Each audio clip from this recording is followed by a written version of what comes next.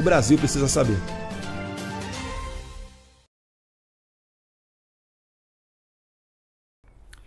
Fala pessoal, o Brasil precisa saber hoje vai ser Red Pilado. Se prepara que a gente vai ter um bate-papo muito interessante aqui com o Felipe Fogosi. Como é que tá, Felipe? Tudo bem? Obrigado pelo convite. Eu que agradeço, a gente está aqui num lugar agradável, né? Um jardinzinho, e eu acho que a conversa aqui vai render para mais de uma hora, hein? Tomara, tomara. Felipe, para quem não te conhece, cara, fala um pouquinho do seu passado, do seu currículo, o que você fez, roteirista, televisão, artista, enfim, fala um pouquinho para a pessoa que não te conhece, quem é você e os seus trabalhos profissionais até mais ou menos chegar aqui nesse ponto.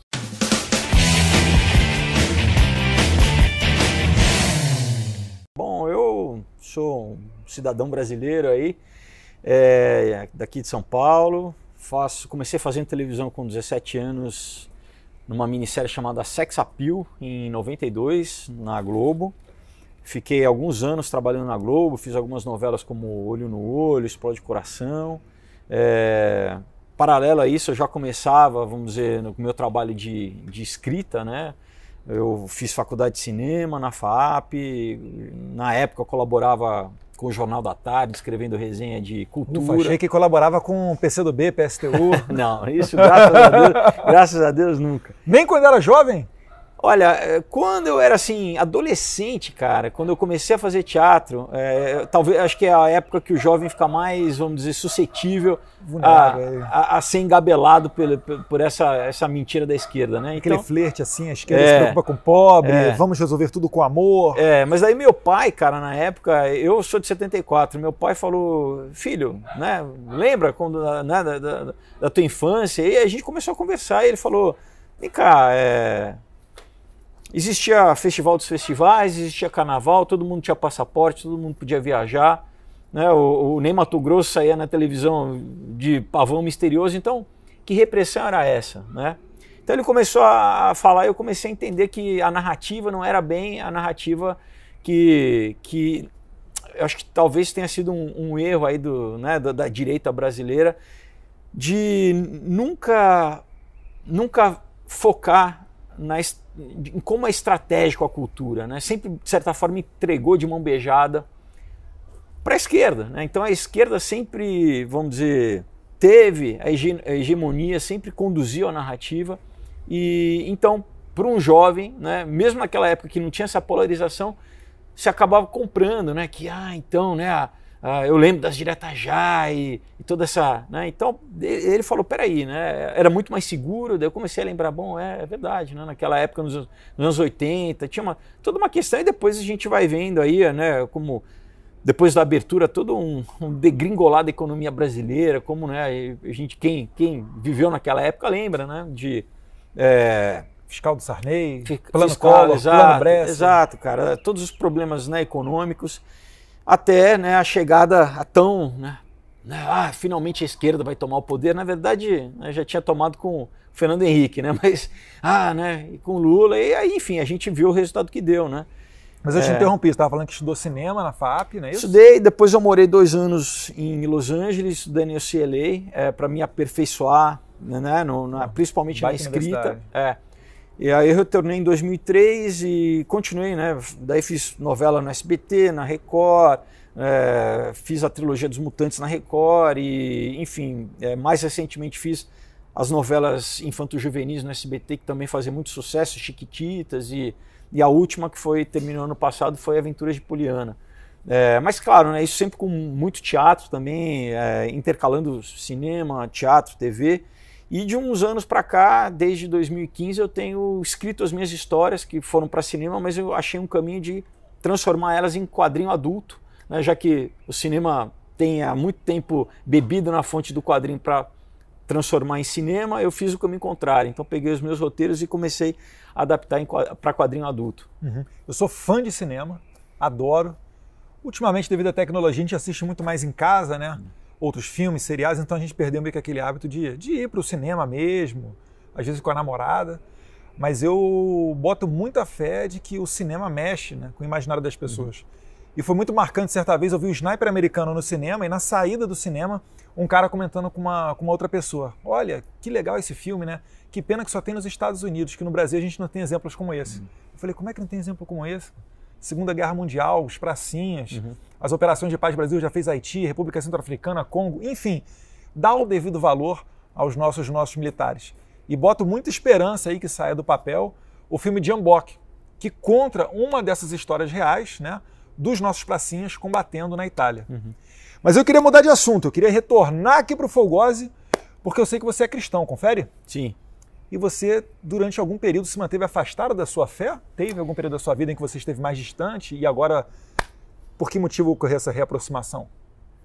Pela graça de Deus, cara, porque eu nasci numa família católica, né, aos 15 anos minha mãe estava desenvolvendo uma doença cardíaca e, enfim, o prognóstico era ou ela operava em poucos meses ou então os médicos literalmente era óbito e ela, né, se converteu e por muito, né, pela fé e Deus curou, ela não teve que se operar, né, nesse prognóstico de em 6 meses ela ia, né, eles falavam que ela ia falecer.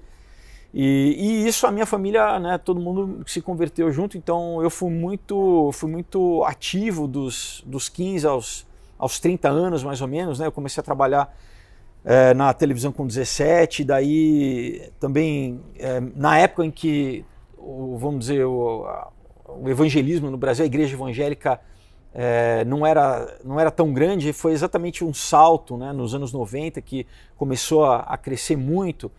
Então, na época, era só o Dedé Santana e eu, de artista, vamos dizer assim, né, público, que se declarava cristão, né, e, enfim, evangélico e tal. Mas daí, algumas circunstâncias, que é aquela história da rebeldia humana, assim, que aquela história, né, se as coisas não acontecem do jeito que eu quero, então eu vou ficar de mal de Deus, vou ficar de birra de Deus. E acabei, né, saindo, assim, ficando 10 anos aí distante, e daí com 40, basicamente, que...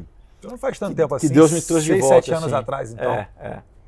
E isso você acredita que hoje em dia, no meio de uma cultura de cancelamento, lacração, um domínio, onde a esquerda, a última coisa que ela é democrática, dominando a classe artística, depois de uso da Lei Rouanet para comprar ou ao menos calar a classe artística, que isso é uma realidade inconteste. Você acha que ser cristão nesse cenário é muito difícil hoje em dia para um artista se declarar cristão? Você já sofreu algum tipo de preconceito por ser cristão no meio artístico ou até mesmo na questão dos quadrinhos? Olha, é muito interessante essa tua pergunta, porque durante muitos anos eu achava que não, né? Mesmo, por exemplo, nos anos que eu fiquei na Globo, eu achava que não tinha problema nenhum, até que... Acho que foi 2014, eu tive uma reunião na Band com uma diretora lá que ia né, a gente ia conversar sobre um programa, que eles estavam com um projeto. Eu já tinha apresentado um programa lá, em 2011 eu apresentei um programa chamado Acredite Se Quiser, e, enfim. E ela tinha trabalhado na Globo também. E durante a nossa conversa ela exatamente falou assim, poxa, mas como era para você, né? Naquela época na Globo, eu falei, acho que era tranquilo, normal. E ela falou, não, porque nós tínhamos... reuniões de diretoria que a gente fala o que a gente vai fazer com ele, entendeu? Porque né, para a empresa assim, vamos promover esse ator porque ele vai de certa forma contra a narrativa. Então eu sempre achei que não tinha nenhum problema interno, mas depois eu entendi que tinha sei lá, uma salvaguarda assim nesse quesito. Mas por incrível que pareça, eu senti mais, vamos dizer, preconceito quando no segundo turno das eleições de 2018 eu publiquei nas minhas redes, fiz um videozinho, publiquei que eu não ia votar de jeito nenhum na esquerda, que eu não ia votar no Haddad, né, que eu ia votar no Bolsonaro. Pronto. Cara, aí foi muito interessante, porque pessoas que eu conhecia assim, há 20 anos, que eu já tinha trabalhado, falando para mim, você nunca mais vai trabalhar, cara. Entendeu? Entrei na lista negra do PSOL, né? Enfim, eu tô quase cavando uma vaga tua para trabalhar lá no governo, hein? Tô gostando desse bate-papo. Eu conheço uns caras assim que estão trabalhando lá na cultura, sabia? Ah, é? É um pessoal que não é muito querido aí pelo pessoal global, não. Então, tal, cara, é mas é o seguinte, né? Eu não... Você não se arrepende de entrar nessa? Não, cara, porque... Será que a vida sua não seria mais confortável? Muito mais confortável. Rezando essa cartilha, fingindo teatrinho e recebendo as benesses? Muito mais, mas é aí que tá, né? Quer dizer... E a esquerda fala tanto, né, do coletivo, eles sempre usam, né, o coletivo e o Brasil. E aí é exatamente pensar simplesmente no meu bem-estar, né? E porque, cara, quando perde todo mundo, né? Quando o país perde, né? Não é... Eu acho engraçado quem, por exemplo, nos anos do PT no poder, lucrou, se beneficiou, mas, cara, o mal é geracional, né? O mal é geracional, assim, são anos literalmente perdidos, assim, você vê na educação, você vê, né, jovens assim, sem menor capacidade intelectual de nada básico, matemática, português, né, interpretação de um texto. Então, ou você realmente pensa né, como cidadão brasileiro, né, no Brasil, ou você faz como um político, né, que de repente só vê ali o seu cargo como uma fonte de benefício próprio, entendeu? Então, não deixa de ser uma forma de corrupção, né? Independente, porque geralmente na sociedade civil sempre olha a classe política, né? Político, mas como que às vezes você, cidadão, contribui, né, para exatamente essa corrupção no Brasil, né? Então tem que ter uma mudança de pensamento. Eu acho que a gente viu exatamente as eleições de 2018 demonstraram isso, né? A grande massa, o grande brasileiro falou, não, a gente quer trabalhar, cara, a gente quer, né, ter a nossa família, pagar a nossa conta, né, e acabou, entendeu? Isso para mim é até uma definição de conservador. Quando o pessoal, o que é ser conservador? Mínimo, eu falo, né? O seguinte, vou fazer uma pergunta, você vai sair do seu trabalho e o teu carro está apedrejado com os itens dentro do seu carro furtado? Você não gosta disso? Você tem um pouquinho de conservador já, porque a esquerda defende que a pessoa que furtou o teu carro é uma pessoa vítima da sociedade capitalista que não teve oportunidade, então roubar o seu carro é uma mera distribuição de renda, que eles dão um nome bonitinho de expropriação. Você quer ter no Natal presentes embaixo da árvore de Natal, uma família junta, fazer uma ceia, um culto, ler a Bíblia e etc. Você gosta disso?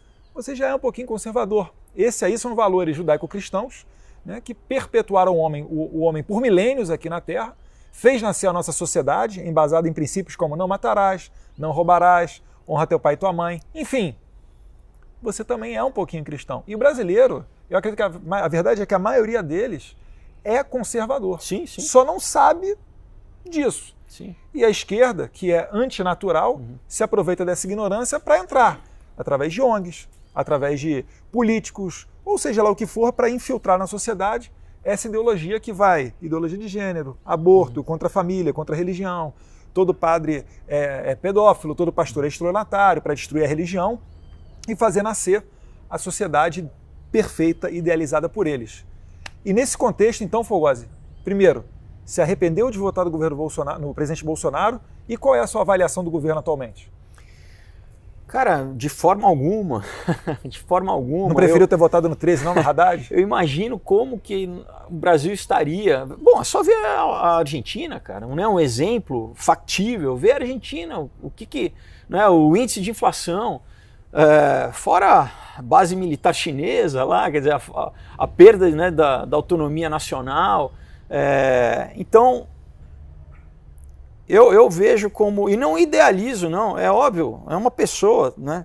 É interessante que os argumentos da esquerda são todos o que falam, né, ad hominem, assim, é tentar, não, porque ele é explosivo, né? Quer dizer, não quero saber do jeito que ele fala, eu quero saber se o governo tem CPI de corrupção. Não tem.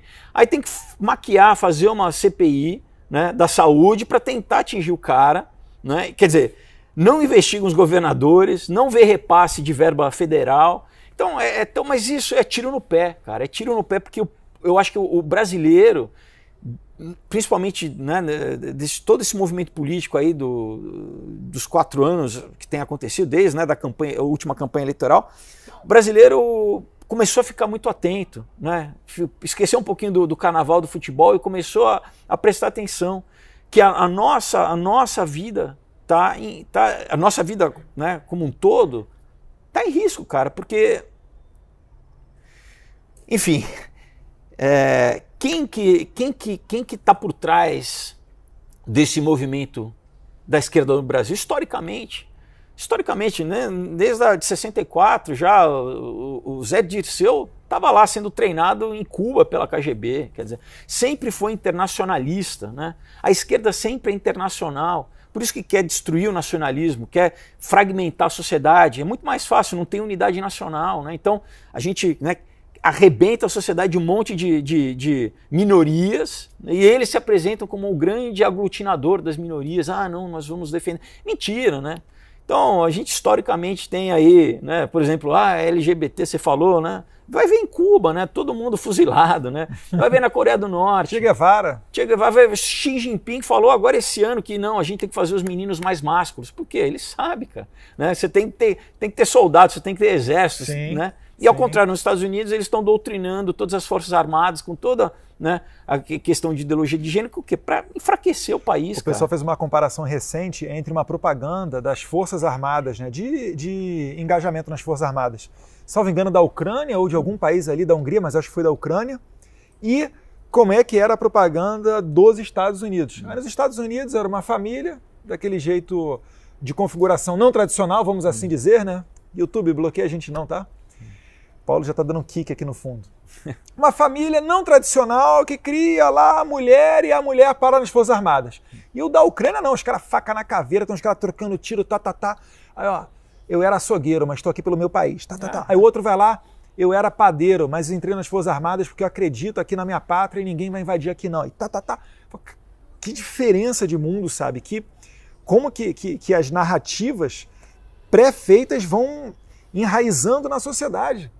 Que guarda é esse, cara? Eu tô um pouco me lixando se o soldado, pô, é filho de quem quer que seja, cara. O negócio ali que Forças Armadas é lugar pro cara bruto, o cara tem resistência, um cara que não reclama de qualquer coisa, um cara que não tem mimimi. Isso são as Forças Armadas. Sim. Não é banho quente, chuveirinho e cobertor. Pô. Então, o SEALs, por exemplo, né, que é, né, uma das forças mais especiais lá dos Estados Unidos, eles agora estão com uma campanha assim, para os SEALs de LGXTPO, cara. Agora imagina o cara passar pelo Hell Week, aquela semana. Bicho. Vai chegar no Afeganistão para pegar o Bin Laden no helicóptero com arco-íris, assim. Não. Enfim, né? Atirando flores. É isso, essa narrativa, cara, surreal, né? Desse relativismo moral aí que também, enfim, né? Eles que a gente sabe, né? Quinta coluna, Antônio Gramsci, né? Subverter, entrar e corroer por dentro. Então, uma coisa que eles são, de certa forma, inteligentes, né? A esquerda é inteligente e vê a longo prazo, né? Enquanto muitas vezes o conservador, qual que é o problema do conservador? A gente quer viver a nossa vida, cara. Eu estou trabalhando, né? Eu faço o meu aqui e não sabe que a esquerda está sempre, cara, está sempre maquinando, está sempre subvertendo, entendeu? Então, e é isso. As coisas estão boas, a gente relaxa, eu quero curtir, né, com a minha família. Mas não, os caras estão subvertendo o tempo inteiro, né? Então, cara, é realmente uma guerra cultural que depois se manifesta politicamente, né? E é isso, cara, a gente tem que resistir. O normal do conservador é esse, é criar a família, ter o dinheiro para pagar minhas contas, de repente se o cara gosta de praia, viajar para praia, o cara gosta de dar uma corrida, ter um tênis bom, e parou por aí. A esquerda é profissional disso. Exato. Os caras da esquerda sobrevivem de dinheiro público, que repassa para sindicato, é DCE de universidade, eles vivem isso. É por isso que o presidente Bolsonaro, só dele estar lá e impedir esses repasses bilionários para a ONG, para determinados setores da sociedade, que sempre tiveram esse dinheiro público fácil, só dele fazer isso já dá reflexo bom. O presidente mesmo vincula que quando ele entrou e deu ordem para parar com esses repasses para as ONGs, inclusive tem ONG boa, mas é o efeito colateral. No efeito colateral vai morrer célula boa do seu corpo para você salvar o resto do corpo. E um dos reflexos disso é que o MST tem muito menos fôlego hoje para fazer invasão de terra. As invasões de terra anteriormente eram contadas às centenas. Teve ano que passou de 400 invasões de terra do MST. O primeiro ano do governo Bolsonaro, se não me engano, foram 5 ou 6 apenas. Então, assim, você vai começando a ver que o quanto que o presidente incomoda esse sistema todo, o quanto que ele precisa ser expelido, né? O Marcelo Freixo estava até falando, ele tem um vídeo dele antigo em que ele fala, não basta apenas tirar o governo, a gente tem que resistir. Máquina, né, cara? E hoje em dia ele está complementando, ele está falando, a gente tem que ir além. A gente não pode deixar a ideia bolsonarista sobreviver. Eles estão com medo de que a gente consiga fazer uma frente nessa contra-guerra cultural. A minha preocupação, cara, sendo muito sincero aqui, é que, vamos dizer, os Estados Unidos era a grande pedra, né, no sapato dos globalistas, né? E conseguiram, né, colocar o Biden lá, né, que fala Build Back Better, usa o mesmo slogan do Fórum Econômico Mundial. Né? Tá claro, e a gente está vendo em poucos meses o que está acontecendo com os Estados Unidos. E agora, quem é a bola da vez? Né? Você tem, de líderes nacionalistas, você tem, né, o Brasil, você tem a Polônia, você tem Hungria. Orbán na Hungria. Né? Basicamente, assim. O Brasil, maior produtor de comida do mundo, maior bacia hidrográfica do mundo, maior biodiversidade do mundo, né? Cara, os cara estão babando para entrar aqui, né? Estão babando. A gente vê Macron, que é a maior fronteira da França, não é na Europa, é na Guiana Francesa. Tá, os caras estão loucos para tomar isso aqui. Então, por isso que eu acho que o brasileiro, a gente tinha que subir um pouquinho o nível da discussão e entender que os caras, a esquerda é simplesmente testa de ferro. O cara fala assim, não, eu fico aqui, eu sou representante dos caras, eu estou ganhando o meu, Que na verdade o comunismo sempre foi assim, né? Na União Soviética era assim, né? A elite ali do partido vivia com caviar e com champanhe, enquanto a massa lá morria de fome, né? Tinha que, às vezes, canibalismo, inclusive. Então, é isso. A eleição do ano que vem, cara,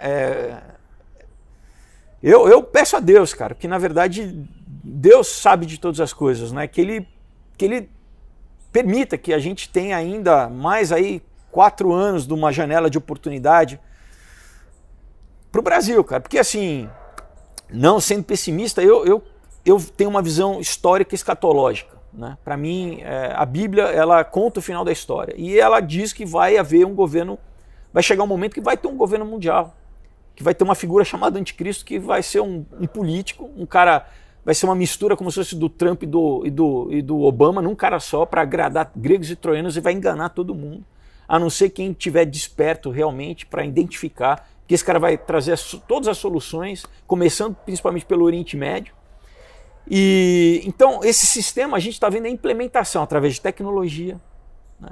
Através de passaportes e uma série de questões realmente para monitorar o globo inteiro, desde satélite, enfim, até nos nossos corpos. A gente pode entrar nessa questão aí de transhumanismo, de cibernética, de, né, tecnocracia. Então, assim, o Brasil não vai ficar de fora. Eu espero que não seja nos próximos 4 anos. Então, é literalmente isso, que Deus permita com que a gente ainda tenha aí um fôlego, porque, novamente, né, não é ser fatalista, mas eu realmente creio que para a gente entender, né, muitas vezes o pessoal fala de geopolítica, economia, né, mas eu acho que a Bíblia é a chave histórica para você entender aonde a gente está, aonde, sabe, a história está se conduzindo. A esquerda tem uma escatologia, né, que é a que eles propõem. Marx, né, essa utopia milenarista da esquerda existe, que é exatamente o Estado sendo Deus, né? O Estado vai tomar o papel de Deus, um grande ídolo que vai proporcionar aí o paraíso na Terra através do homem, e é o que muita gente compra, a mentira da esquerda, né? Muita gente que compra, que é interessante, né? Desculpa que eu tô falando aqui Nada, de um monte, mas assim... eu tô adorando aqui, pra mim tá red pilando, eu tô aqui, ó, só... Cara, Jesus nunca adorou a pílula, ele falou, no mundo tereis aflições. A gente está vivo, né? Você está vivo, está presente aqui, automaticamente a gente tem dificuldade, tem que, né? Desde do índio, do homem da caverna, era sobreviver. Sempre você vai ter desafio, você vai ter que, né, solucionar problema. Só que o cristianismo fala que você tem que olhar para dentro. Os teus problemas, geralmente, você que causa, né? Você falou não roubar, não matar, não adulterar. Então é sempre olhar para dentro, para você se transformar. E quando você não tem capacidade, que nós somos falhos, né? Você se volta para Deus. Então sempre é para dentro e para Deus. E a esquerda é sempre para fora, é sempre o problema está no outro, nunca está em mim. Ah, o outro que me oprime, o outro. Então é sempre um jogo de poder, eu vou tomar o do outro, né? E aí eu vou conseguir sem uma reforma interna. A esquerda nunca é autorreferente.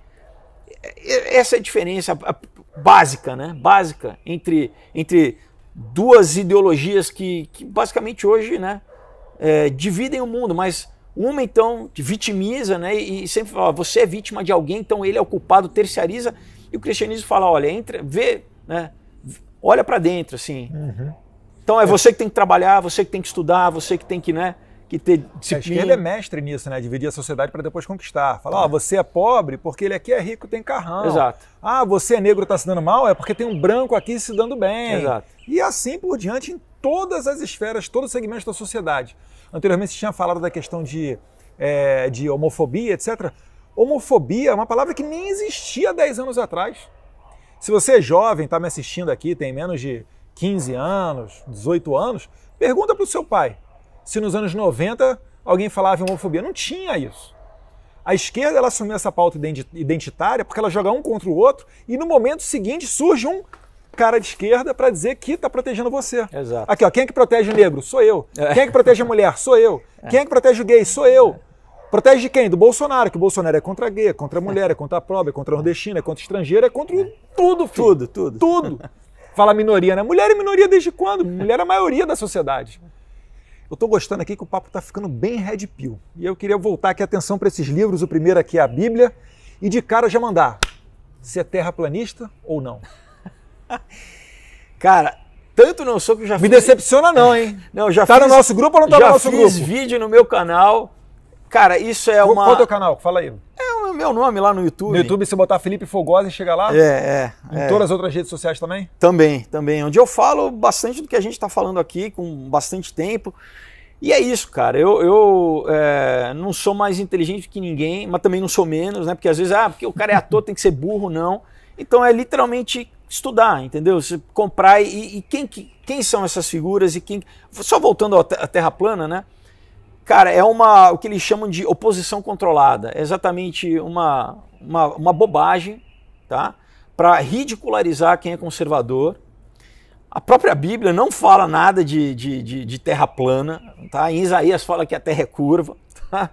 Então, assim, mas é o quê? Então é para criar uma etiqueta para a esquerda, né? Qualquer coisa que eles querem te desmoralizar, fala, o cara é terraplanista. Chacota. Então, enfim, né? É absurdo mas e quando não, eu vou não na beira da nessa. praia, mas quando eu vou na beira da praia e olho o oceano, ele termina reto assim, não termina para baixo. Então, não. corre lá para tentar chegar no final, né? Corre lá. Bom, então, eu separei alguns livros, né? Esse aqui sendo o melhor de todos, né? Mas assim, vamos pegar então, vou começar para a gente tentar dar uma substância aqui no papo, né? Então tem esse livro aqui, esse Catatal, do Carroll Quigley, que é um historiador, ele foi professor do Bill Clinton, tá? Lá na Universidade de Georgetown. E é um livro basicamente onde ele relata desde o que startou a Primeira Guerra Mundial, passando entre as duas guerras, Segunda Guerra Mundial e o pós-guerra, tá? Mas eu separei um trecho aqui, só para a gente entender o que ele já fala. Ele diz assim, ó. Olha, em adição a esses alvos pragmáticos, os poderes do capitalismo financeiro têm outros objetivos a longo prazo, não menos do que criar um sistema financeiro mundial controlado por sistemas privados, né, por organismos privados, que capacitam o domínio do sistema político em cada país e a economia do mundo como um todo. Esse sistema foi controlado de uma forma feudalista por bancos centrais do mundo agindo de forma conjunta através de acordos secretos feitos geralmente em reuniões secretas ou em conferências secretas. E o ápice desse sistema é o banco de International Settlements, né, que em português eu acho que é o banco de acionistas. É o BIS, né, a sigla, que fica lá na cidade de Basel, na Suíça. Então aqui ele já está falando claramente que existe Né? Se a gente fala, quem que são os caras que mandam no mundo? Né? Quem que determina? Então ele já fala que, olha, tem um grupo que é supranacional, tá? Que é globalista. E eles querem, no grupo já. Eles querem implementar, né? E daí tem vários, Bilderberg, a Comissão Trilateral, o Fórum Econômico Mundial, CFR, Conselho de Relações Internacionais, né? E a gente traça nessa galera, só que eles não aparecem, porque os veículos de mídia geralmente pertencem a eles, então os caras ficam na encolha e eles vão implementando. Então você fala, por exemplo, como que o Fórum Econômico Mundial determina a política pública para o mundo inteiro, né? Como eles controlam organismos como, por exemplo, a OMS. Então daí você fala... Eu acho que depois da OMS fica difícil alguém refutar a questão do globalismo. E também eu dou como outro exemplo, aqui a OMS no Brasil teve juiz aqui determinando que autoridades nacionais estavam indo contra a OMS e o juiz acatando o argumento da OMS. Eu falei, calma aí, cara, quem é que votou na OMS? Você votou em alguém da OMS? Exato. Se a OMS fizer alguma coisa que você não gosta, como é que você faz? Você entra na justiça onde? Exato. Não faz nada. Você Isso é a tal da tecnocracia. Não é democracia. O povo não é o povo escolhendo seu representante, o representante tendo que ser, vamos dizer, tendo que responder ao povo, né? Então, é gente que você nunca viu, né? Que são experts, como o Fauci lá, né, que era membro da fundação do Bill e Melinda Gates. Então você fala aí, peraí, o cara está zelando pelos interesses do povo americano no caso, ou do Bill Gates? Né? E quem o Bill Gates, né, é testa de ferro também. Então, por exemplo, né, tem esse cara aqui chamado Julian Huxley, que simplesmente foi presidente da Associação de Eugenia Britânica, tá? E foi o primeiro diretor da Unesco no mundo, na história. Então, em 48, ele escreveu esse manifesto aqui, onde ele defende redução populacional, eugenia. Eu ia entrar nesse assunto aí. Eugenia, cara. Tá? Você realmente acredita que existe uma política mundial para redução populacional? Esse assunto ele foi abordado pelo Brasil Paralelo no mais novo documentário deles, O Cortina de Fumaça, que inclusive eu recomendo vocês para verem. Mas como é que se dá essa política de redução populacional e a quem isso interessa? Cara, não sou eu que acredito, isso aqui está na literatura deles. Esse é um livro do Clube de Roma, que é uma dessas organizações supranacionais, tá? Que o David Rockefeller fazia parte, Zebigniew F. Brzezinski, que eles defendem aqui literalmente, que é o que? O mito malthusiano de escassez. E a gente entende que toda essa narrativa do salvar o planeta, cara, eles colocam na conta disso. Primeiro, a esquerda engraçada, elas pegam coisas óbvias, né? Black Lives Matter, é óbvio que Black Lives Matter, eles pegam coisas óbvias e criam uma plataforma para promover a agenda deles. Então, por exemplo, salvar o planeta, salvar a natureza, óbvio que todo mundo... Mas o que vem por trás disso? Vem comunismo, vem implementação de comunismo, né? É o que o Fórum Econômico Mundial fala assim, olha... até 2030 você não vai ter nada e você vai ser feliz. Não sei se você viu esse vídeo deles 8 pontos até 2030. Então é isso, porque para eles, cara, o mundo é escasso, nós somos a elite, vocês são gentalha e, cara, a gente tem que promover redução populacional. Isso não sou eu que estou falando não, pessoal, tá? Isso é publicação e não é de hoje, isso é antigo, tá? Por exemplo, o H.G. Wells, socialista fabiano, tá? Você acredita que existe um estímulo ao homossexualismo para conter o avanço populacional? Sim. Tem um documento dos anos 60 que vazou nos Estados Unidos chamado Jeff Memo, onde eles falam exatamente, vamos dizer, como promover, né, uma agenda para reduzir a população. Então, melhor do que você ter que esterilizar a força, que era feito pelos partidos eugenistas. Aqui no Brasil teve, no começo do século passado tinha também. Partido eugenista tinha nos Estados Unidos. É que depois da Segunda Guerra Mundial, como o nazismo expôs isso e pegou uma conotação negativa, eles mudaram o nome de eugenia para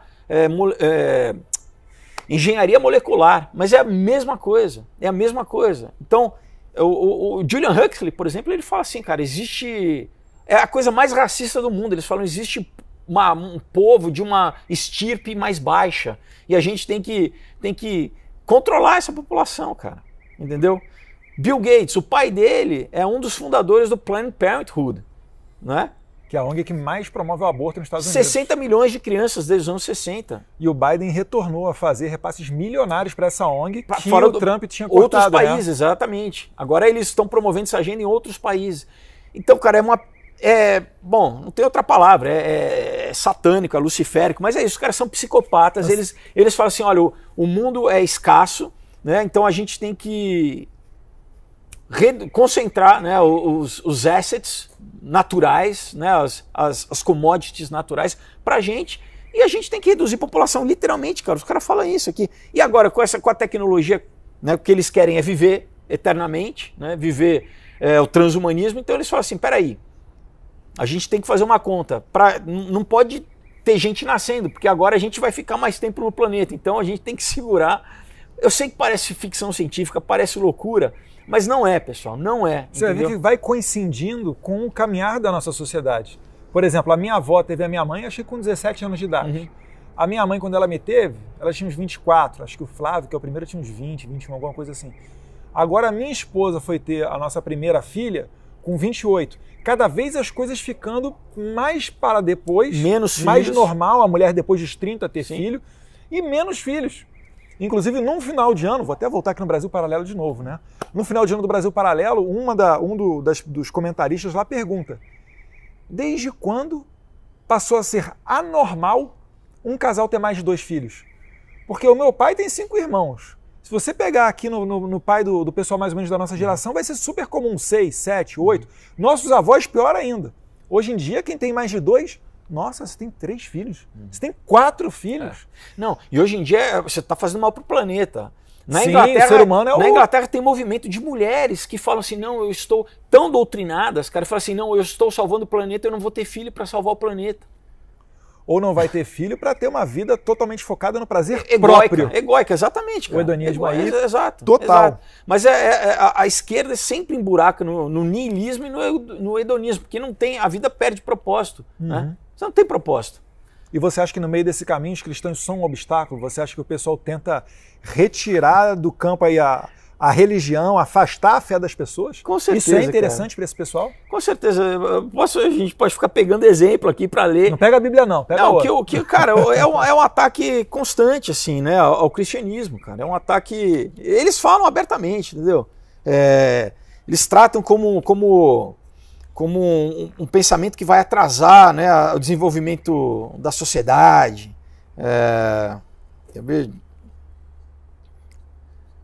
Hoje em dia, quem tem, até mesmo para além do cristianismo, mas se alguém tem uma religião, se alguém fala em de repente não ter essa vida largada ao prazer, a ir na festinha, a se drogar e etc., eles falam que essa pessoa é careta, né? Pô, por que você não quer beijar na boca de homem com homem, mulher com mulher, experimentar droga, etc. Inclusive, eu tenho um amigo meu, tem até que tomar cuidado para não falar o nome dele aqui, mas ele tem uma filha que está exatamente nessa idade de 17, 18 anos, se preparando para o vestibular. E ela fala que ela se sente constrangida a beijar a mulher pelas próprias amigas de escola dela. No nosso tempo... Tem que ser forçado. Olha só, no tempo dos nossos avós era o seguinte, a mulher que perdia a virgindade antes do casamento era a piranha. Sim. No meu tempo era o seguinte, antes de entrar na faculdade, a menininha já tinha que ter perdido a virgindade, senão era careta, era deixada de lado. E hoje em dia, é a mulher que não beija a mulher, tá fora do jogo também. Essa é a careta, é a zoada da greada. Esse livro aqui é muito interessante. Bertrand Russell também, da Sociedade Fabiana, tá? Olha o que ele diz, né? É de 67 esse livro, né? O impacto da ciência na sociedade, né? Então, um trecho ele diz assim, olha, algumas das nossas atividades serão benéficas, outras serão prejudiciais, mas todas mostrarão igualmente nosso poder, de maneira que nesse universo sem Deus, devemos tornar-nos deuses, né? Então, o cara está claramente já colocando, é o cientificismo, né? Ciência vira a religião. Ele diz assim, olha, as sociedades científicas estão ainda na sua infância. Talvez valha a pena passar alguns minutos especulando quanto ao possível progresso futuro das que são as oligarquias. Olha, ele fala assim, dieta, injeções e injunções combinar-se-ão desde uma idade muito tenra para produzir uma espécie de caráter e uma espécie de crenças que as autoridades considerem desejáveis e que qualquer crítica séria aos poderes existentes tornasse-a psicologicamente impossível. Mesmo que todos se sintam infelizes, todos se julgarão felizes porque o governo lhe dirá que são. Então não vai poder fazer crítica a determinados poderes. Mas olha o que ele fala, dieta, não pode comer carne, injeções. Eu ia falar assim, entendeu? Todo mundo vai virar vegano, hormônio, vegetariano. Exato, não pode ter testosterona lá embaixo. Tem gente que já faz isso, deixa de comer carne, cara. Não por uma questão de saúde, deixa de comer carne porque fala que o peido do boi faz mal e a devastação da Amazônia, então o cara acha que realmente está fazendo bem e evitando. Né? Ele está reduzindo o seu impacto maléfico enquanto ser humano na Terra.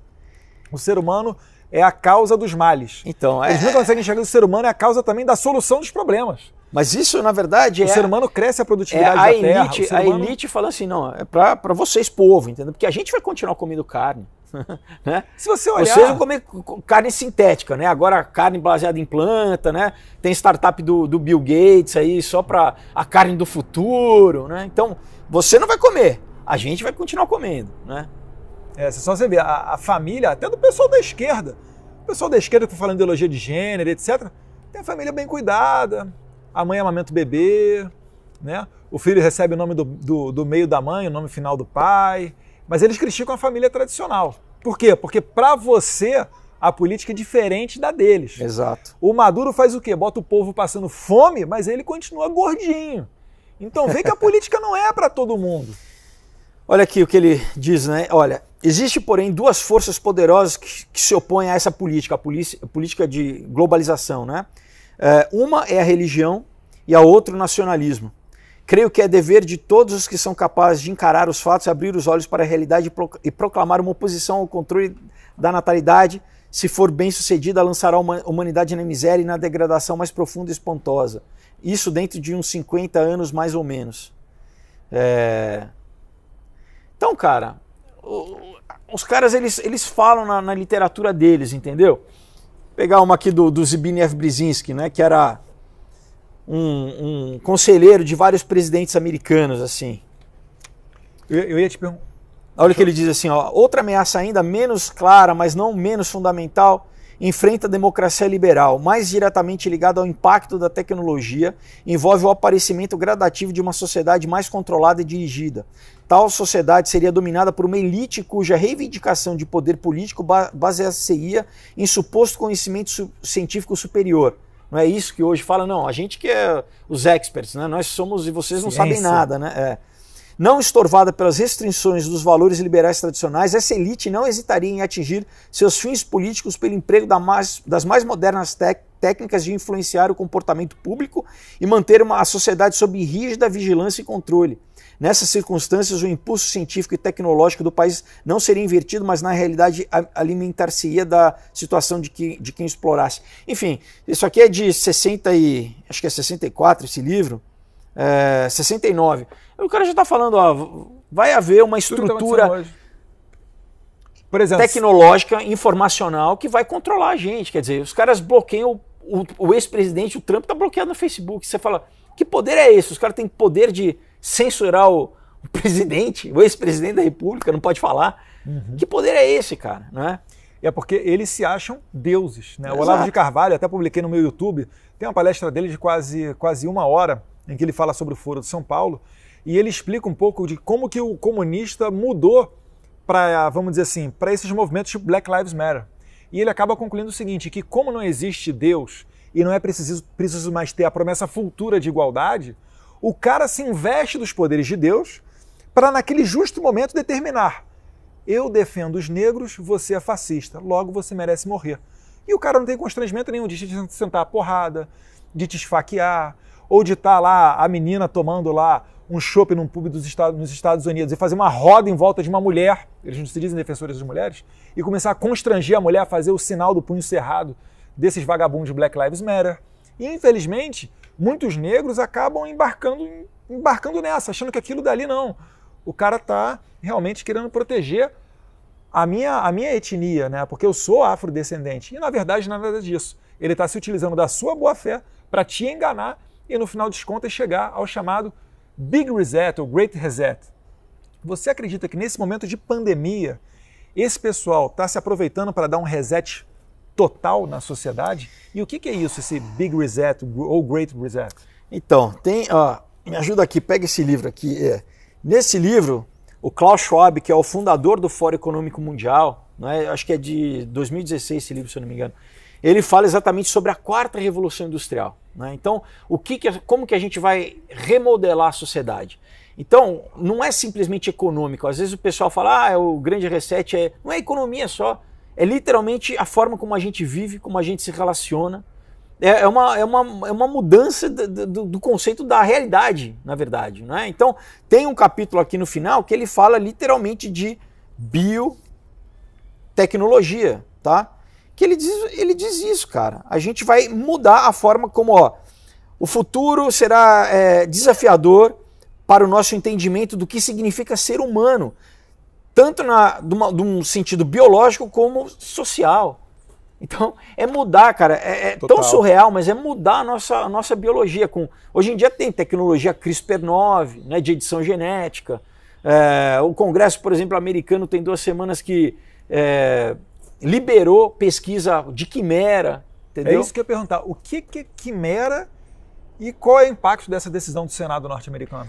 Cara, quimera é simplesmente você pegar o gene do ser humano e misturar com o gene de animal. É você criar uma aberração, da mesma forma que a gente, né, vê na mitologia grega, Minotauro. É basicamente isso, cara. Brincar de Deus ali, ó. Exato, cara. E os caras, o propósito deles é esse mesmo. E você vê a mídia, a cultura promovendo, assim, já normalizando isso. Tem programa na Netflix, por exemplo, já fazendo com que, né, as pessoas comece a comprar essa narrativa de uma forma normalizar, né? Eles sempre fazem uma programação preventiva para a agenda deles, eles vão normalizando para as pessoas, né, o que geraria uma resistência, uma estranheza, a pessoa começa já não, isso não é tão ruim, isso daí pode ser, né, legal, pode ser positivo, né, ou inclusive fazer uma promoção. Tem um programa agora da Netflix que chama Sexy Beast, que é isso, entendeu? As pessoas se apresentam aí como se fosse um programa de namoro ali, só que cada um basicamente acabar com a figura humana, é desacralizar a figura humana. Né? Também é um ataque ao cristianismo, porque se a pessoa não é a imagem de Deus não tá refletida no ser humano, se você simplesmente é um conjunto de célula, né? Você é uma máquina biológica, é muito fácil te matar. Né? Os governos totalitários sempre fizeram isso, sempre desumanizam. Né? Por exemplo, o nazismo fez o que com os judeus? Agora. Né? O Yad Vashem, quando foi lá no Museu do Holocausto, era exatamente isso. Antes de ter o Holocausto e detonarem com os judeus, os nazistas botavam lá, os judeus sempre era rato, orelhudo. É isso aí. Parecendo rato. É animal. Te animaliza. E qual que é a ciência, né? A ciência desde o iluminismo, né? Pragmática, reducionista, esse pensamento o quê? Não, é o quê? Para tirar esse conceito que nós temos da tradição judaico-cristã de que toda a vida tem valor. Toda a vida tem valor, não é? Você tem o quê? A imagem de Deus, que é o imago Dei, refletido em você. Agora, se eu não tenho esse conceito, cara, se você é um animal, né, matar você é igual matar um rato, qual é a culpa que eu tenho? Qual é a culpa, né, moral que eu tenho de né, acabar com a sua vida? E isso desemboca, cara, em tragédia. Vide União Soviética, vide China, né? Todas as ditaduras científicas, né? Não, nós somos materialistas, né? O homem não tem espírito, o homem não tem nada além da matéria, né? Então, desembocar isso é fácil matar, porque afinal de contas, né? Uhum. E hoje em dia, a estratégia disso, você consegue enxergar que essa estratégia de incutir na cabeça das pessoas e no imaginário dessas pautas, de tentar normalizá-las, passa por Big Techs, Facebook, Google, Netflix, Amazon. Você consegue enxergar a todo momento eles trabalhando e excitando a cabeça das pessoas, cara, essa pauta cultural? Total. A gente, sei lá, com 30, 40, 50 anos, de repente com uma referência que vem antes dessa era informacional, é uma coisa, né? A gente, né, você lembra, quando você cresceu, não tinha nada disso, né?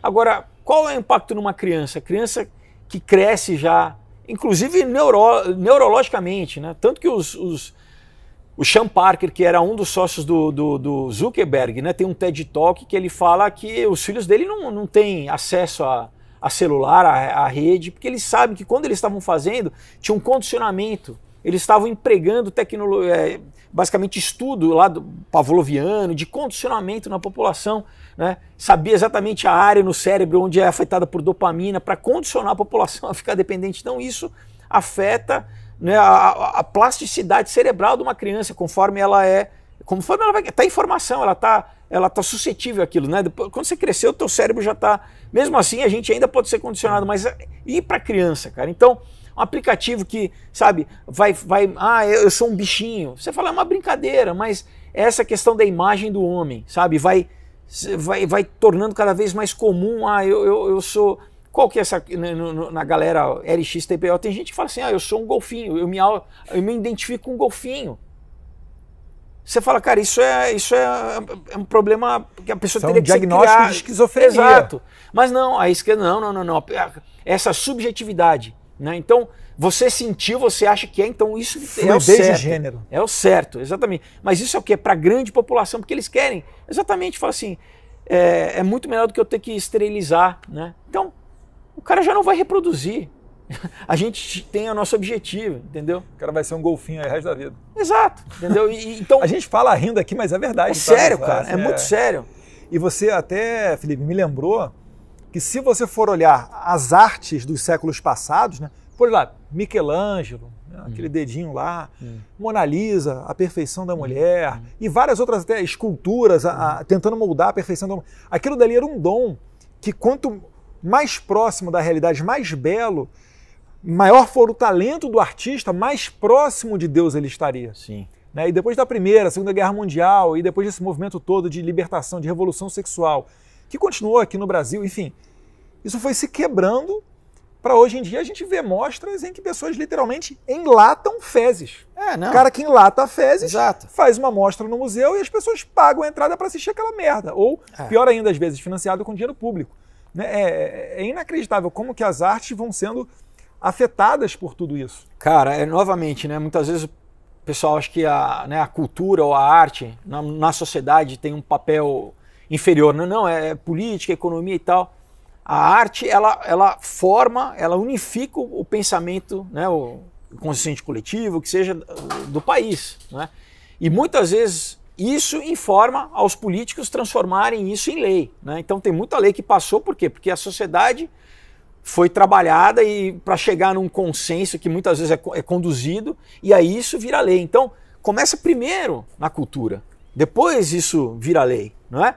Sim. Então, assim, se você quiser ver se uma cultura está saudável ou não, o estado de uma cultura, se ela está decadente ou não, vê a arte que ela produz.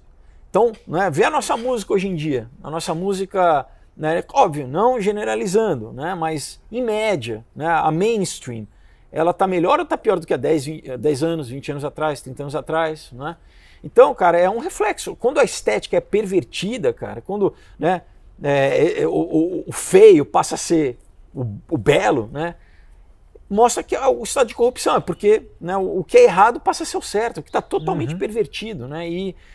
E é isso que a gente tem que lutar, né, cara? É isso que eu na minha área, eu procuro fazer isso, inclusive com o material que eu produzo, né? É isso daí, é onde eu ia chegar, né? Se pudesse desenvolver um pouquinho melhor, como é que o brasileiro pode fazer para lutar contra isso? Quais são as nossas armas? O que a gente tem que fazer para não permitir esse domínio antinatural na nossa sociedade? Olha, eu sei que, né, o que era antigamente era o seguinte, né? Pô, trabalhei o dia inteiro, cheguei em casa, quero sentar e quero esquecer, né? Quero relaxar. Então eu ligo ali no canal e muitas vezes aquilo tá passando valores e eu não tô percebendo, e querendo ou não, você está sendo programado, não é à toa que chama programação, né, da TV, do canal, né? Você está sendo programado. Então a primeira coisa, assim, tenha cuidado com o que você consome culturalmente. Peraí, né? O que tá propondo isso? Os meus filhos, peraí, porque desenho, o foco deles sempre são as crianças, sempre a próxima geração que não tem resistência, né? Ainda não tem nenhuma capacidade de avaliar. Então, o que meu filho está vendo?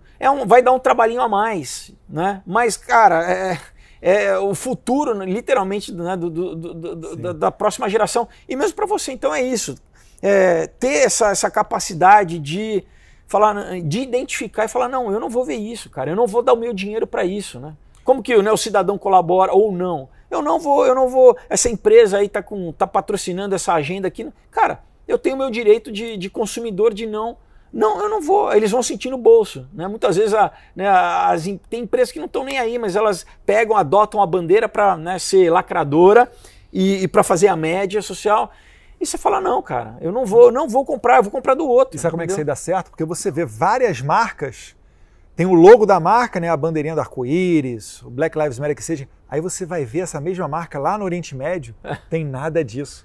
Porque se ele se atrever a colocar esse tipo de lacração lá no Oriente Médio, o pessoal literalmente não vai comprar mais aquilo. Né? Óbvio, enfim, cara. E tendo prejuízo, a lacração deixa de acontecer, né? Olha, tem empresa, por exemplo, uma empresa nos Estados Unidos chamada Lockheed Martin que faz arma,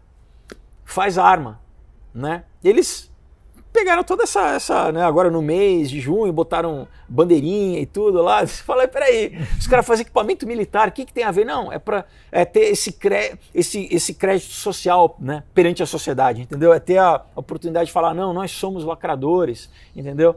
É tudo marketing, cara, é tudo marketing, né? Agora, tem uma coisa... você fala que eles faliram, sei lá... Que o pessoal das armas lá tá muito mais pro black coffee lá do que esse tipo de coisa aí. Não, mas tem uma... Cara, o negócio é o seguinte, cada país tem o seu, né, sua sociedade tem suas peculiaridades. Nos Estados Unidos, então, essa questão de ser um país que tem uma tradição, né, militar, você tem uma parcela enorme da população é reservista, né?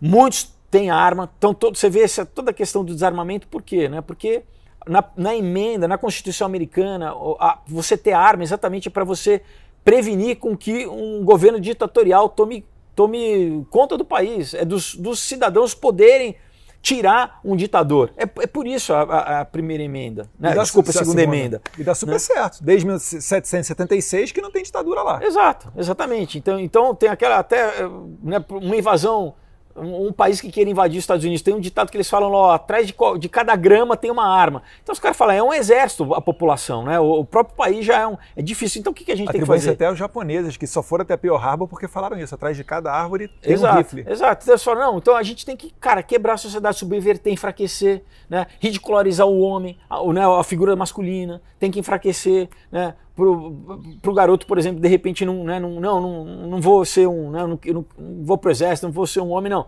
Fica essa feminização do homem e masculinização da mulher. Cara, então é realmente erodir a sociedade, cara. Não tem outra né, palavra para quê? Para a gente entrar com a globalização, né? E é isso, cara. Aqui no Brasil a gente tem outras características. Por exemplo, a questão racial. Aqui no Brasil não tem essa atração como tem nos Estados Unidos. Por quê? Porque é um país historicamente muito mais miscigenado do que nos Estados Unidos, né? Então, onde que eles tentam entrar, né? Aqui, muito pela mídia, cara. Esse bombardeamento da mídia aí, de a esquerda tentar, né, demonizar. Se não fosse o Bolsonaro, se fosse alguma outra figura pública que não fosse da esquerda, ia ser mesmo, o discurso ia ser o mesmo, cara. Ia ser o mesmo. Eu dou risada às vezes, porque às vezes as pessoas veem, não, Eduardo, seu pai fala muito, se fosse eu, seria diferente e tal. Filho, se fosse você, ou você reza a cartilha da esquerda e não tem problema, ou você podia ser o santo que fosse, cara, que você ia ser bombardeado igual o Bolsonaro. Óbvio. Não vem querer dizer que o problema é que ele fala muito e não sei o quê. Querem até às vezes pensar isso. Fazer que você pense que Bolsonaro é muito beligerante, ele abre muita guerra, é muito flanco. Gente, outro dia eu estava vendo uma mulher lá da Globo News, permita não falar o nome para não cometer uma injustiça, mas ela falando, não, o Ciro Gomes todo mundo já conhece, ele é beligerante. Eu falei assim, cara, isso era no caso do irmão dele, quando jogou a retroescavadeira para cima dos policiais lá em greve. Eu fico pensando, quando é que o Bolsonaro teve uma passada de pano dessa, gente? O Bolsonaro é a origem de todo o mal do planeta Terra. Eu prefiro muito mais o Bolsonaro da forma que ele é, né, sendo espontâneo, e que na verdade o público vê isso, né, como uma verdade, né, do que o Fernando Henrique, né, professor de Sorbonne e tal, mas que serve esses caras, né? Tem foto aí, o pessoal pode ver na internet, ele com o Soros, toda a ligação com o Open Society, serve os globalistas. Então, não adianta falar empolado, entendeu?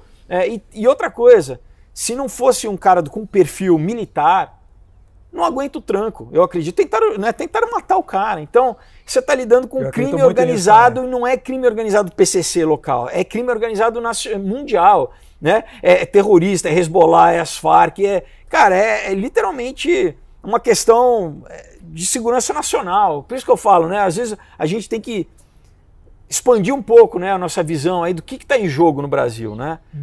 Não é simplesmente a questão do político daqui, não. Cara, os caras querem tomar o Brasil. Isso não é de agora, né? As pessoas se impressionam e acham que é impossível você ter uma trama mundial organizada desse nível. Fala que, cara, isso é impossível. Porque não aparece na novela, o William Bonner não fala disso, então não existe, né? Né? Se a Folha não fala, daí não existe, né? Mas enfim, né? Vê quem que vai em Davos lá, vê quem, né? Quem é a galerinha querida, né? Ou então quem tem escritório na China, né? Como, por exemplo, né, o nosso governador aqui de São Paulo, entendeu? E te falar, qual é o papel das Big Techs no meio disso tudo? Porque os conservadores reclamam de uma perseguição. Você acredita que Facebook, Google, YouTube, eles perseguem os conservadores? Você acha que existe um tipo de censura e isso serve a esse sistema? Cara, a gente leu algumas passagens aí, é exatamente o uso da tecnologia para controlar a sociedade, né? A gente está vendo essa construção aí. Bom, deixa eu falar um pouco aí de Bíblia, então. Capítulo 13 de Apocalipse fala que vai haver o que a Bíblia chama do sistema da besta, tá? Que vai ser esse sistema mundial que, na verdade, vai controlar a população. E fala de uma tal de uma marca, né? Que a gente, quando ouvia heavy metal, não sei se eu ouvia, né, Iron Maiden, era o 666, The Number of the Beast, que é o quê? É um tipo de tecnologia, uma marca na mão ou na testa, que ninguém vai poder funcionar na sociedade se não tiver essa marca. Aí você fala, peraí, um cara chamado João, há 2.000 anos atrás, sem referência tecnológica nenhuma, estava falando que vai haver no futuro um sistema onde a sociedade vai estar sendo controlada. E isso, hoje em dia, a gente vê, essa tecnologia existe, essa tecnologia está sendo implementada. Não falei, o Klaus Schwab fala, agora as pessoas vão... Por isso que eles querem ter acesso ao nosso corpo. O passo é esse agora, entendeu? É que eles falam Internet of Bodies. Então é Internet of Things, Internet das coisas, tudo 5G, tudo conectado, tudo te monitorando, né? Até o cachorro. E o próximo é a internet dos corpos, é agora, né, do wearable, onde você veste, agora você vai ter dentro de você. Claro que no começo eles vendem como sempre benefício medicinal, a gente vai controlar a tua taxa de glicose, né, a gente vai... batimento cardíaco, taquicardia. Né? Não, mas cara, tem patente da Microsoft, patente, isso o pessoal procura na internet, chamado 060606, que a patente é o seguinte, a gente vai conseguir gerar cryptocurrency, moeda cripto, com a tua atividade corpórea. Vai usar o teu corpo, basicamente, bem próximo do Matrix, né? Do que a gente vê no filme Matrix. A gente vai usar o teu corpo, a tua biologia para gerar moeda cripto. Daí você fala, peraí, cara, que isso é verdade. E assim, por mais que a gente fale, as pessoas falam, o cara tá viajando. Vai chegar. Olha desde o começo do ano passado como a nossa vida já mudou. Como, né, para você entrar no supermercado, numa farmácia, você tem que, né, tá de máscara, a temperatura é medida, isso não vai parar aqui não, cara. Durante um tempo até usei um Apple Watch, mas eu até parei porque você se vê realmente sendo um escravo. Eu já olho pra caramba o celular. Às vezes eu vou no mictório do banheiro, eu tiro o celular do bolso, pluf, fico olhando aqui. Aí o relógio ainda, aí mensagem que chega, não sei o que, apita, você vai ver. Poxa, é o bip lá do jornal virtual que você assina. Enfim, condicionado, você acaba sendo tão envolvido que vai chegar uma hora que você vai sentar para jantar com a tua esposa e você não vai nem olhar para ela, só vai ficar assim, vai ficar assim, vai ficar assim. E realmente você acaba sendo dragado por aquele mundo, né? Deixando de lado todas as outras coisas e só se alimentando do que o Facebook coloca, o Google, YouTube e tudo mais isso. Você passa a existir, você passa a não mais viver. Então desde a pandemia é uma virtualização das relações sociais e pessoais, né? Comece a pensar aí, durante a semana, quantas vezes você tem, né? Que proporção da tua vida você tem social, de encontro, e que parte virtualizada, né? Teleconferência, teleaula, telemedicina, né? E é o seguinte, toda coisa que é via, né? É via a internet, obviamente tem coisas positivas, a gente está falando aqui, o pessoal está vendo através da internet, mas tudo que é mediado pela internet é rastreável, é controlável, é censurável, entendeu?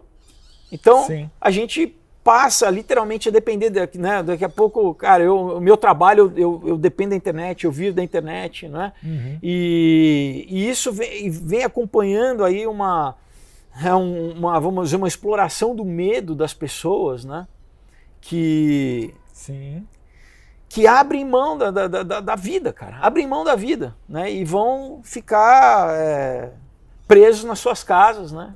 Uhum. Dependentes a gente tá vendo isso da pandemia aí acontecer a todo momento. Mas esse bate-papo aqui de virtual, social, etc. Me lembrou um garoto que eu conheci, que ele era um pouquinho mais jovem, né? Cara, ele tinha a capacidade de ficar 2, 3 horas no canto dele sem abrir a boca. Cara, inacreditável. Aí eu falei, cara, o moleque é novinho, sei lá, introvertido, é tímido. Cara, eu fui ver na rede social dele. O moleque fala, na rede social fala tudo. Olha, muda até o timbre da voz. Teve esse ano aí uma estatística lá nos Estados Unidos que 60% dos jovens, do que eles chamam geração Z, né? Uhum. Que é do adolescente agora, isso segundo o ano 2020, né? No final do ano passado, 60% preferiam encontrar os amigos virtualmente. 60%? 60%. Caraca. Agora você fala, como é que vai conhecer, como é que vai namorar, como é que vai... Não, nunca. Entendeu? Vai viver no celular. Como é que você conhece uma menina sozinho, com máscara no... Como é que... Então, se a gente tiver sempre em mente que, cara, né, essas organizações que detêm o poder econômico mundial, que detêm as companhias, que detêm os veículos de mídia, que eles começam a implementar uma cultura de exatamente como que a gente reduz população, cara. Como a gente pega, doutrinar uma geração para isso, para não conseguir namorar, não conseguir ter uma relação interpessoal. Né? Não, se o cara seguir a risca, fica em casa, só sai quando for necessário e de máscara, a gente está falando de 1 ano sem filhos. Cara, o impacto demográfico nisso é enorme. Vê o Japão. O Japão tá com... Cara, as pessoas, enquanto tem garoto casando com um personagem de anime, com uma holografia, literalmente, você pode procurar na internet. Cerimônia, o cara casando com uma holografia, pessoas com boneca sexual, entendeu? O cara... É uma doença, cara. Como a gente falou, né, de cultura, cara, é um estado da cultura que... Como que você reverte? Às vezes o governo fala, não, a gente paga casamento, a gente paga lua de mel, a gente incentiva a ter filho, né? A minha esposa é psicóloga, ela fala que não vai demorar muito, já está acontecendo, a profissão dela vai ser super lucrativa, porque vai ter de cliente dessa geração nova, com cabeça em parafuso, porque botam tanta minhoca na cabeça do moleque, seja na escola, seja assistindo TV, seja assistindo o telefone celular, que o moleque vai crescer automaticamente entrando em conflito, sem saber sobre quem é a sexualidade dele, o que é o certo, o que é o errado, se ele tem dívida com o negro, caso ele seja branco, se ele é homem e ele oprime a mulher automaticamente, o moleque vai acabar gerando geração suicida aí. Cara, antigamente era o quê, né? Principalmente para quebrar a família, né? Durante os anos pós-guerra, né? 50, 60, o feminismo, né? Feminismo. Agora já tem pôsteres assim das meninas assim, que o lema era o futuro é feminino, né? Não, então risca o feminino, agora o futuro é não binário.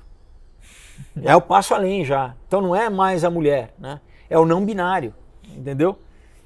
Então, cara, é muito sério essa agenda que, novamente, parece uma coisa, né, loucura, que a gente tá viajando na maionese. Não, mas o estímulo ao homossexualismo, o aborto, dentre várias outras medidas, tudo isso converge para esse controle populacional. E outra coisa, eutanásia, né? Já tem político nos Estados Unidos falando, olha, você bateu 75 anos, moralmente você tem que abrir mão da sua vida, né? Então, sério, tem gente já propondo que a eutanásia seja mandatória a partir dos 75 anos de idade, cara. Daí você fala que...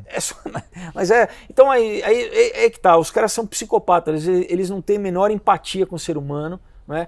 Eles veem o ser humano como essa imagem do câncer na Terra, né? Uhum. E eles querem um negócio para eles, entendeu? Né? É o Georgia Guidestones, 500 milhões de pessoas mantendo em equilíbrio perpétuo com a natureza, né? E o resto do povo que, né, a gente precisa extirpar esses comedores inúteis, né, como o Harry Kissinger dizia, né, comedor inútil, né?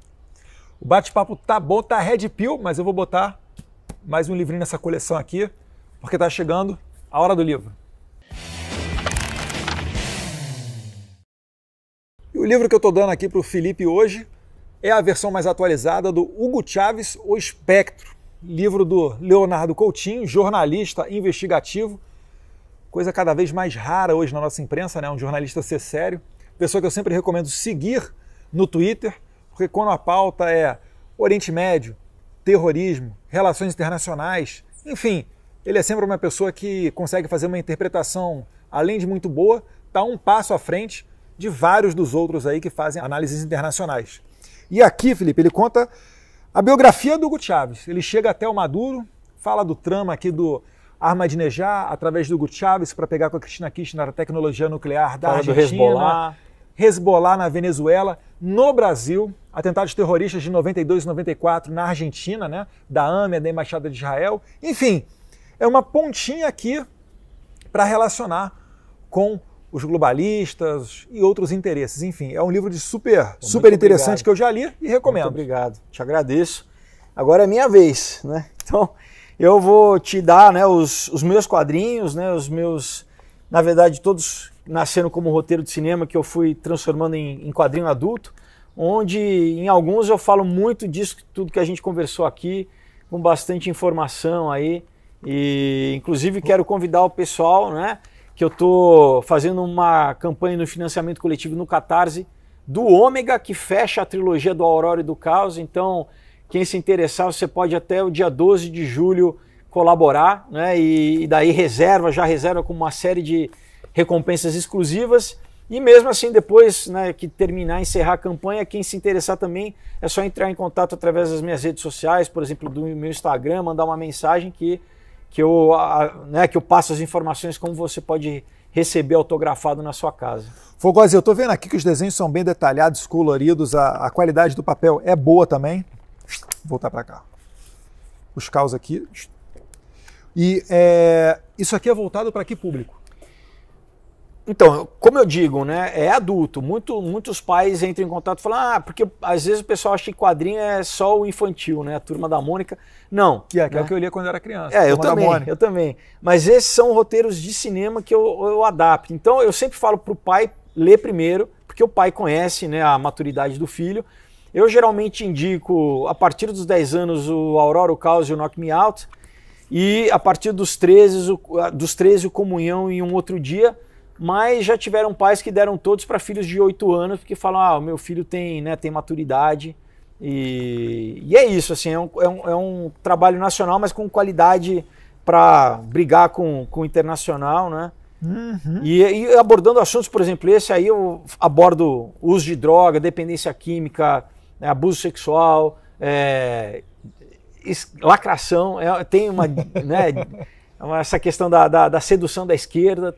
Né, tudo isso eu ganhei um prêmio do Ministério da Cultura lá no ano de 2000 com esse texto aí. Então é isso, é tentar usar a arte para passar, né, valores e promover uma reflexão. Claro, né, tem que divertir, tem que emocionar, mas sempre provocando uma reflexão, assim. Uma vez eu estava assistindo um seriado na Netflix que era de um policial que ele era meio que superdotado, um gênio. Ele conseguia desvendar os crimes sempre que os seus parceiros não conseguiam. E lá pelas tantas, lá num dos episódios, ele tem uma filha de 17 anos, a filha dele, com o namoradinho, vai e faz um aborto. Não tem nada a ver com nada. Porque o negócio ali é investigação policial de crimes, assassinatos, sequestros, etc. Mas aí lembrou também o que você falou de normalização. Normal, a garotinha, 17 anos, abortou, 17 anos já tendo filho. Enfim. Vai passando a mensagem, mas ele é policial e ele aceitou, olha aqui, né? Então eu tenho que aceitar também, né? Porque... Tem isso aqui? Esse conteúdo assim de aborto aqui? De aborto não, mas tem como eu falei, né? De uso de droga, tem de abuso. Tem.